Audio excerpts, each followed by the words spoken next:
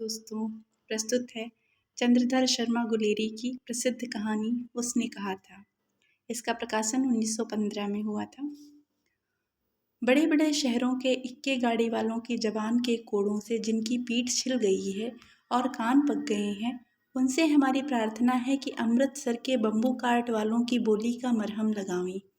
जब बड़े बड़े शहरों की चौड़ी सड़कों पर घोड़े की पीठ चाबुक से धुनते हुए इक्के वाले कभी घोड़े की नानी से अपना निकट संबंध स्थिर करते हैं, कभी राह चलते पैदलों की आंखों के न होने पर तरस खाते हैं, कभी उनके पैरों की अंगुलियों के पोरों को चींथ कर अपने ही को सताया हुआ बताते हैं और संसार भर की ग्लानि निराशा और क्षोभ के अवतार बने नाक की सीध चले जाते हैं, तब अमृतसर में उनकी बिरादरी वाले तंग चक्करदार गलियों में हर एक लड्ढी वाले के लिए ठहर कर सब्र का समुद्र उमड़ा कर बचो खालसा जी, हटो भाई जी, ठहरना भाई, आने दो लाला जी, हटो बाछा कहते हुए सफ़ेद फेंटों, खच्चरों और बत्तखों, गन्ने और खोमचे और भारे वालों के जंगल में से राह खेते हैं।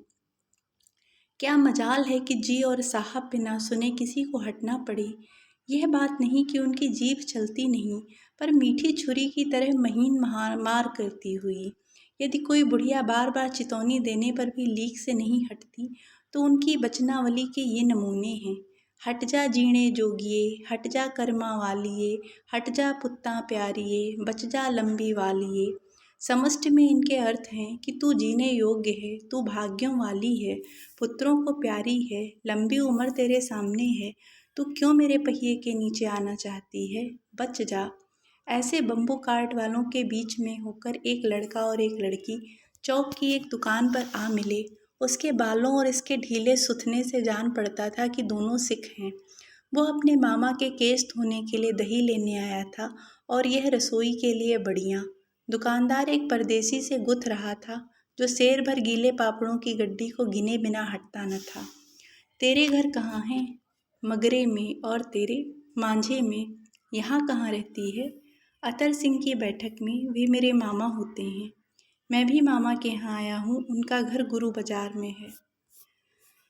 इतने में दुकानदार निपटा और इनका सौदा देने लगा। सौदा लेकर दोनों साथ साथ चले। कुछ दूर जाकर लड़के ने मुस्कुराकर पूछा, तेरी कुड़माई हो गई? इस पर लड़की कुछ आंखें चढ़ाकर धत कहकर दौड़ गई और लड़का मुँह देखता रह गया।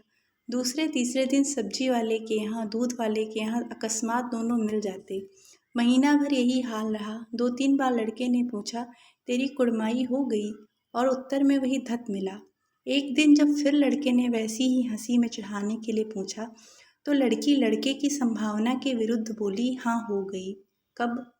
कल। देखते नहीं है रेशम से कढ़ा हुआ सालू? लड़की भाग गई। लड़के ने घर की राह ली। रास्ते में एक लड़के को मोरी में ढकेल दिया। एक छावड़ी वाले की दिन भर की कमाई खोई। एक कुत्ते पर पत्थर मारा और एक गोभी वाले के ठेले में दूध उड़ेल दिया। सामने नहाकर आती हुई किसी वैष्णवी से टकराकर अंधे की उपाधि पाई, तब कहीं घर पहुंचा। राम राम, यह भी कोई लड़ाई है। दिन रात खंदकों में बैठे हड्डियां अकड़ गईं। लुधियाना से 10 गुना जाड़ा और मेह और बर्फ ऊपर से। पिंडलियों तक कीचड़ में धंसे हुए हैं। जमीन कहीं दिखती नहीं। घंटे 2 घंटे में कान के पर्दे फाड़ने वाले धमाके के साथ सारी खंदक हिल जाती है और 100-100 गज धरती उछल पड़ती है। इस गैबी गोले से बचे तो कोई लड़े। नगरकोट का जलजला सुना था। यहाँ दिन में 25 जलजले होते हैं। जो कहीं खंदक से बाहर साफा या कुहनी निकल गई तो चटाक से गोली लगती है। न मालूम बेईमान मिट्टी में लेटे हुए हैं या घास की पत्तियों में छिपे रहते हैं। लहना सिंह और 3 दिन हैं। 4 तो खंदक में बिता ही दिए। परसों रिलीफ आ जाएगी और फिर 7 दिन की छुट्टी। अपने हाथों झटका करेंगे और पेट भर खाकर सो रहेंगे उसी फिरंगी मेम के बाग में। मखमल का सा हरा घास है। फल और दूध की वर्षा कर देती है। लाख कहते हैं दाम नहीं लेती। कहती है तुम मेरे राजा हो, मेरे मुल्क को बचाने आए हो। 4 दिन तक एक पलक नींद नहीं मिली। बिना फेरे घोड़ा बिगड़ता और बिना लड़े सिपाही। मुझे तो संगीन चढ़ाकर मार्च का हुक्म मिल जाए, फिर 7 जर्मनों को अकेला मारकर न लौटूं तो मुझे दरबार साहब की देहली पर मत्था टेकना नसीब ना हो। पाजी कहीं के, कलों के घोड़े संगीन देखते ही मुंह फाड़ देते हैं और पैर पकड़ने लगते हैं। यूं अंधेरे में 30-30 मन का गोला फेंकते हैं। उस दिन धावा किया था, 4 मील तक एक जर्मन नहीं छोड़ा था। पीछे जनरल ने हट जाने का कमान दिया, नहीं तो सीधे बर्लिन पहुंच जाते। क्यों? सूबेदार हजारा सिंह ने मुस्कुराकर कहा, लड़ाई के जमाने लड़ाई के मामले जमादार या नायक के चलाए नहीं चलते। बड़े अफसर दूर की सोचते हैं। 300 मील का सामना है, एक तरफ बढ़ गए तो क्या होगा? सूबेदार जी सच है, लहना सिंह बोला, पर करें क्या, हड्डियों हड्डियों में तो जाड़ा धंस गया है। सूर्य निकलता नहीं और खाई में दोनों तरफ से चंबे की बावलियों के से सोते झर रहे हैं। एक धावा हो जाए तो गर्मी आ जाए। उद्यमी उठ, सिगड़ी में कोले डाल। वजीरा, तुम 4 जने बाल्टियां लेकर खाई का पानी बाहर फेंको। महासिंह, शाम हो गई है, खाई के दरवाजे का पहरा बदल दे। ये कहते हुए सूबेदार सारी खंदक में चक्कर लगाने लगे। वजीरा सिंह पलटन का विदूषक था। बाल्टी में गंदला पानी भरकर खाई के बाहर फेंकता हुआ बोला, मैं पाधा बन गया हूँ, करो जर्मनी के बादशाह का तर्पण। इस पर सब खिलखिला पड़े और उदासी के बादल फट गए। लहना सिंह ने दूसरी बाल्टी भरकर उसके हाथ में देकर कहा, अपनी बाड़ी के खरबूजों में पानी दो, ऐसा खाद का पानी पंजाब भर में नहीं मिलेगा। हाँ, देश क्या है, स्वर्ग है। मैं तो लड़ाई के बाद सरकार से 10 घुमा जमीन यहाँ मांग लूँगा और फलों के बूटे लगाऊंगा। लाड़ी होरा को भी यहाँ बुला लोगे या वही दूध पिलाने वाली फिरंगी में? चुप कर, यहाँ वालों को शर्म नहीं। देश देश की चाल है। आज तक मैं उसे समझा न सका कि सिख तंबाकू नहीं पीते। वह सिगरेट देने में हठ करती है, होठों में लगाना चाहती है, और मैं पीछे हटता हूँ तो समझती है कि राजा बुरा मान गया, अब मेरे मुल्क के लिए लड़ेगा नहीं। अच्छा, अब बोधा सिंह कैसा है? अच्छा है, जैसे मैं जानता ही न हूँ। रात भर तुम अपने कंबल उसे उड़ाते हो और आप सिगड़ी के सहारे गुजर करते हो। उसके पहरे पर आप पहरा दे आते हो। अपने सूखे लकड़ी के तख्तों पर उसे सुलाते हो। आप कीचड़ में पड़े रहते हो। कहीं तुम न मांदे पड़ जाना। जाड़ा क्या है, मौत है, और निमोनिया से मरने वालों को मुरब्बे नहीं मिला करते। मेरा डर मत करो, मैं तो बुलेल की खड्ड के किनारे मरूंगा। भाई कीरत सिंह की गोदी पर मेरा सिर होगा और मेरे हाथ के लगाए हुए आंगन के आम के पेड़ की छाया होगी। वजीरा सिंह ने त्योरी चढ़ाकर कहा, क्या मरने मारने की बात लगाई है? मरे जर्मनी और तुर्क। हाँ भाइयों, कैसे? दिल्ली शहर ते पिसोर नू जांदिए, कर लेना लौंगा दा व्यापार मड़िए, कर लेना नाड़े दा सौदा अड़िए, ओए लाड़ा चटाका कदुए नू, कद्दू बढ़ाया वे मज़ेदार घूरिए, हुण लाड़ा चटाका कदुए नू।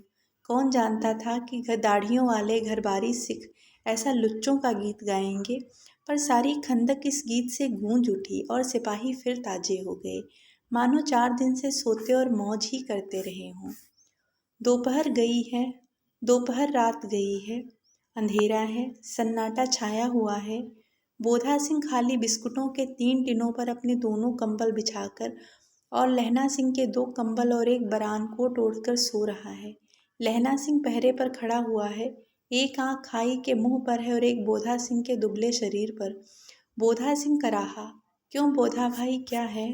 पानी पिला दो। लहना सिंह ने कटोरा उसके मुंह से लगाकर पूछा, कहो कैसे हो? पानी पीकर बोधा बोला, कपनी छूट रही है, रोम रोम में तार दौड़ रहे हैं, दांत बज रहे हैं। अच्छा, मेरी जर्सी पहन लो। और तुम? मेरे पास सिगड़ी और मुझे गर्मी लगती है, पसीना आ रहा है। ना, मैं नहीं पहनता, 4 दिन से तुम मेरे लिए। हाँ, याद आई, मेरे पास दूसरी गर्म जर्सी है, आज सवेरे ही आई है। विलायत से बुन बुन कर भेज रही हैं मेमें, गुरु उनका भला करें। ये कहकर लहना अपना कोट उतार कर जर्सी उतारने लगा। सच कहते हो? और नहीं झूठ? यूँ कहकर नाही करते बोधा को उसने ज़बरदस्ती जर्सी पहना दी और आप खाकी कोट और जीन का कुर्ता पहनकर पहरे पर आ खड़ा हुआ। मेम की जर्सी की कथा केवल कथा थी। आधा घंटा बीता, इतने में खाई के मुंह से आवाज़ आई, सूबेदार हजारा सिंह। कौन? लपटन साहब, हुक्म हुजूर। कहकर सूबेदार तनकर फौजी सलाम करके सामने हुआ। देखो, इसी दम धावा करना होगा। मील भर की दूरी पर पूरब के कोने में एक जर्मन खाई है, उसमें 50 से ज़्यादा जर्मन नहीं है। इन पेड़ों के नीचे नीचे 2 खेत काट कर रास्ता है, 3-4 घुमाव हैं, जहाँ मोड़ है वहाँ 15 जवान खड़े कर आया हूँ। तुम यहाँ 10 आदमी छोड़कर सबको साथ लेकर उनसे जा मिलो। खंदक छीन कर वहीं जब तक दूसरा हुक्म ना मिले डटे रहो, हम यहाँ रहेगा। जो हुक्म। चुपचाप सब तैयार हो गए। बोधा भी कंबल उतार कर चलने लगा। तब लहना सिंह ने उसे रोका। लहना सिंह आगे हुआ तो बोधा के बाप सूबेदार ने उंगली से बोधा की ओर इशारा किया। लहना सिंह समझकर चुप हो गया। पीछे 10 आदमी कौन रहे इस पर बड़ी हुज्जत हुई। कोई रहना न चाहता था। समझा बुझाकर सूबेदार ने मार्च किया। लेफ्टिनेंट साहब लहना की सिगड़ी के पास मुंह फेर कर खड़े हो गए और जेब से सिगरेट निकालकर सुलगाने लगे। 10 मिनट बाद उन्होंने लहना की ओर हाथ बढ़ाकर कहा, लो तुम भी पियो। आंख मारते मारते लहना सिंह सब समझ गया। मुंह का भाव छिपाकर बोला, लाओ साहब। हाथ आगे करते ही उसने सिगड़ी के उजाले में साहब का मुंह देखा, बाल देखे, तब उसका माथा ठनका।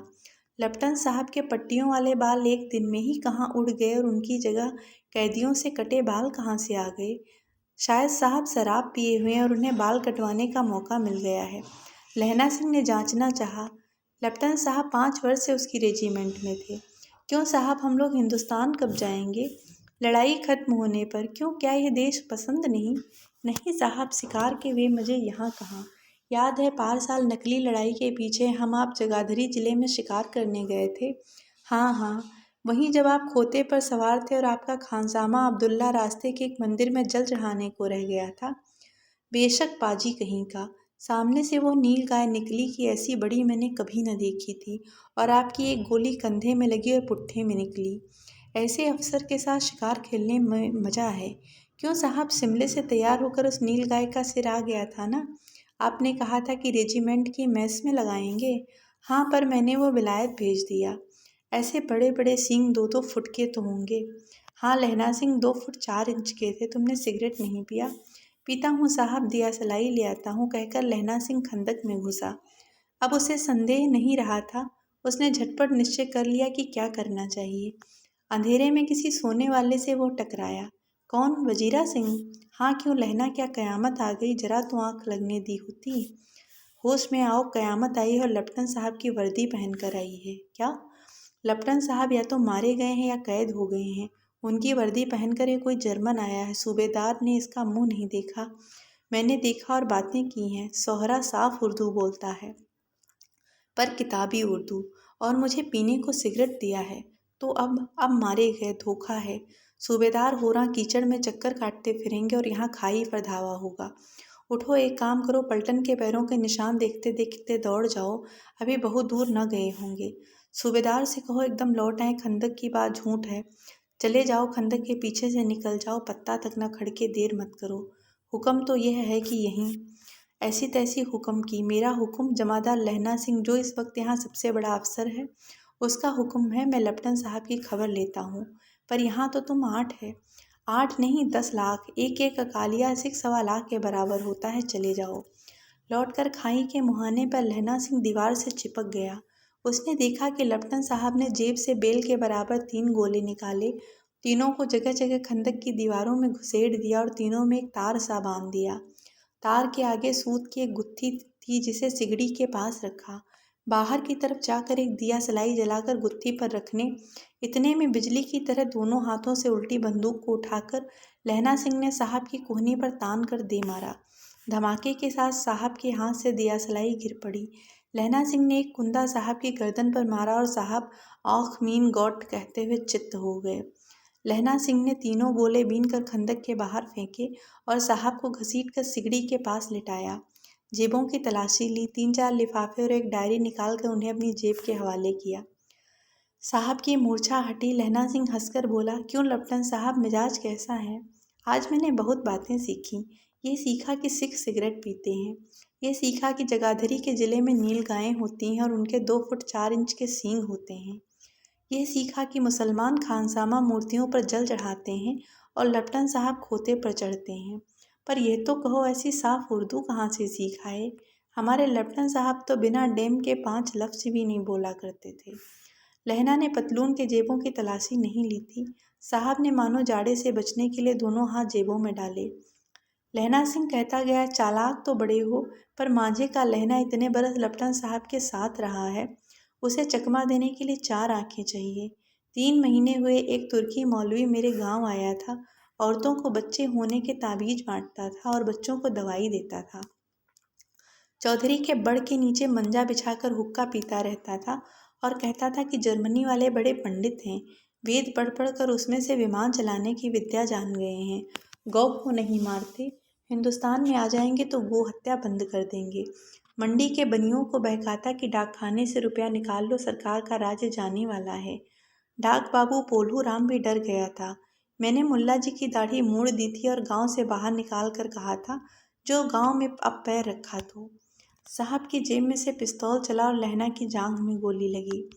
इधर लहना की हेनरी मार्टिन के 2 फायरों ने साहब की कपाल क्रिया कर दी। धड़ाका सुनकर सब दौड़ आए। बोधा चिल्लाया, क्या है? लहना सिंह ने उसे ये कहकर सुला दिया कि एक हड़का हुआ कुत्ता आया था, मार दिया और औरों से सब हाल कह दिया। सब बंदूकें लेकर तैयार हो गए। लहना ने साफा फाड़कर घाव के दोनों तरफ पट्टियां कसकर बांधी। घाव मांस में ही था, पट्टियों के कसने से लहू निकलना बंद हो गया।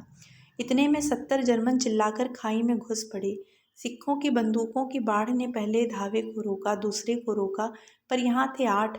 लहना सिंह तक तक कर मार रहा था। वो खड़ा था और लेटे हुए थे और वे 70 अपने मुर्दा भाइयों के शरीर पर चढ़कर जर्मन आगे घुसे आते थे। थोड़े से मिनटों में वे अचानक आवाज़ आई, वाह गुरुजी की फतह, वाह गुरुजी का खालसा।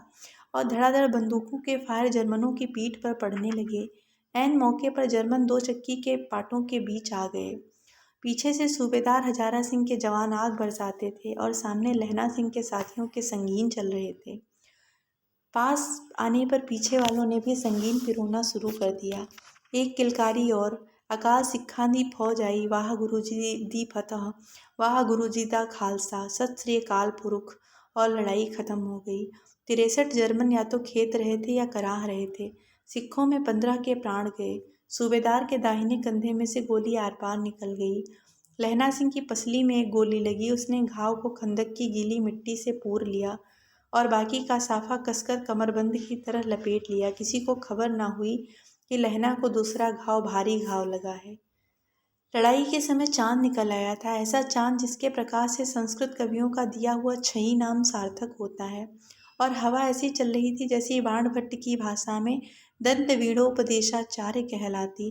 वजीरा सिंह कह रहा था कि कैसे मन मन भर फ्रांस की भूमि मेरे बूटों से चिपक रही थी जब मैं दौड़ा दौड़ा सूबेदार के पीछे गया था।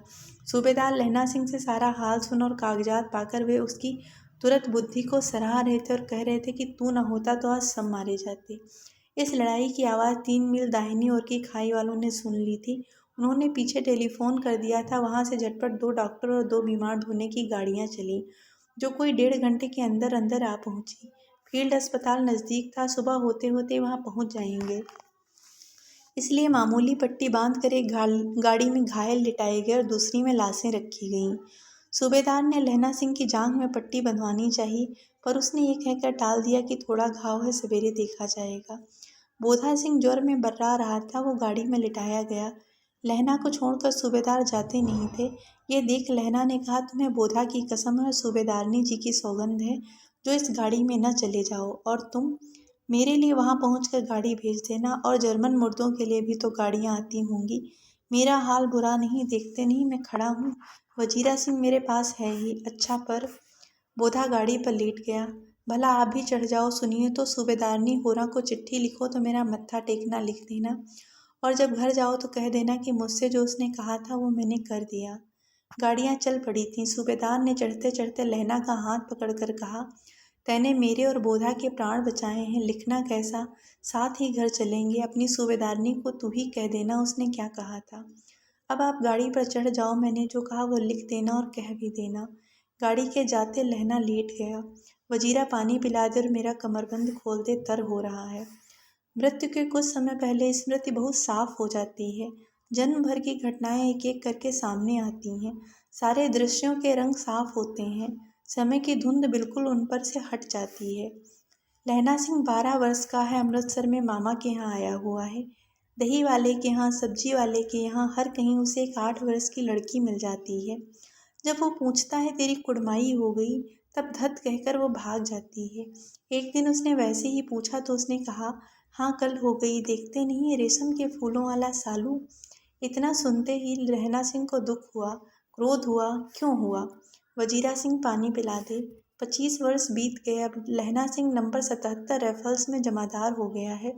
उस 8 वर्ष की कन्या का ध्यान ही न रहा, न मालूम हो कभी मिली थी या नहीं। 7 दिन की छुट्टी लेकर जमीन के मुकदमे की पैरवी करने वो अपने घर गया। वहाँ रेजिमेंट के अफसर की चिट्ठी मिली कि फौज लाम पर जाती है, फौरन चले आओ। साथ ही सूबेदार हजारा सिंह की चिट्ठी मिली कि मैं और बोधा सिंह भी लाम पर जाते हैं, लौटते हुए हमारे घर होते जाना, साथ ही चलेंगे। सूबेदार का गांव रास्ते में पड़ता था और सूबेदार उसे बहुत चाहता था। लहना सिंह सूबेदार के यहाँ पहुंचा। जब चलने लगे तब सूबेदार बेड़े में से निकलकर बोला, लहना सूबेदारनी तुमको जानती हैं, बुलाती हैं, जा मिल आ। लहना सिंह भीतर पहुंचा। सूबेदारनी मुझे जानती हैं? कब से? रेजिमेंट के क्वार्टरों में तो कभी सूबेदार के घर के लोग रहे नहीं। दरवाजे पर जाकर मत्था टेकना कहा। असीस सुनी। लहना सिंह चुप। मुझे पहचाना नहीं? तेरी कुड़माई हो गई, धत कल हो गई, देखते नहीं? रेशमी बूटे वाला सालू अमृतसर में। भावों की टकराहट से मूर्छा खुली, करवट बदली, पसली का घाव बह निकला। वजीरा पानी पिला। उसने कहा था। स्वप्न चल रहा है, सूबेदारनी कह रही। मैंने तेरे को आते ही पहचान लिया। एक काम कहती हूँ, मेरे तो भाग फूट गए। सरकार ने बहादुरी का खिताब दिया है, लायलपुर में ज़मीन दी है। आज नमक हलाली का मौका आया है, पर सरकार ने हम तीमियों की एक घंघरिया पलटन क्यों न बना दी, जो मैं भी सूबेदार जी के साथ चली जाती। एक बेटा है फौज में भर्ती हुए, उसे 1 ही बरस हुआ। उसके पीछे 4 और हुए, पर एक भी नहीं जिया। सूबेदारनी रोने लगी। अब दोनों जाते हैं मेरे भाग। तुम्हें याद है, एक दिन तांगे वाले का घोड़ा दही वाले की दुकान के पास बिगड़ गया था। तुमने उस दिन मेरे प्राण बचाए थे। आप घोड़े की लातों में चले गए थे और मुझे उठाकर दुकान के तख्ते पर खड़ा कर दिया था। ऐसे ही इन दोनों को बचाना, ये मेरी भिक्षा है। तुम्हारे आगे आंचल पसारती हूँ। रोती रोती सूबेदारनी ओबरी में चली गई। लहना भी आंसू पोंछता हुआ बाहर आया। वजीरा सिंह पानी पिला, उसने कहा था। लहना का सिर अपनी गोद में रखे वजीरा सिंह बैठा है। जब मांगता है तब पानी पिला देता है। आध घंटे तक लहना चुप रहा, फिर बोला, कौन? कीरत सिंह? वजीरा ने कुछ समझकर कहा, हाँ। भैया मुझे और ऊंचा कर ले, अपने पट्ट पर मेरा सिर रख ले। वजीरा ने वैसे ही किया। हाँ अब ठीक है, पानी पिला दे। बस अब के हाड़ में यह आम खूब फलेगा। चचा भतीजा दोनों यहीं बैठकर आम खाना। जितना बड़ा तेरा भतीजा है उतना ही यह आम है। जिस महीने उसका जन्म हुआ था उसी महीने में मैंने इसे लगाया था। वजीरा सिंह के आंसू टप टप टपक रहे थे। कुछ दिन पीछे लोगों ने अखबारों में पढ़ा, फ्रांस और बेल्जियम में 68वीं सूची, मैदान में घावों से मरा नंबर 77 सिख राइफल्स जमादार लहना सिंह।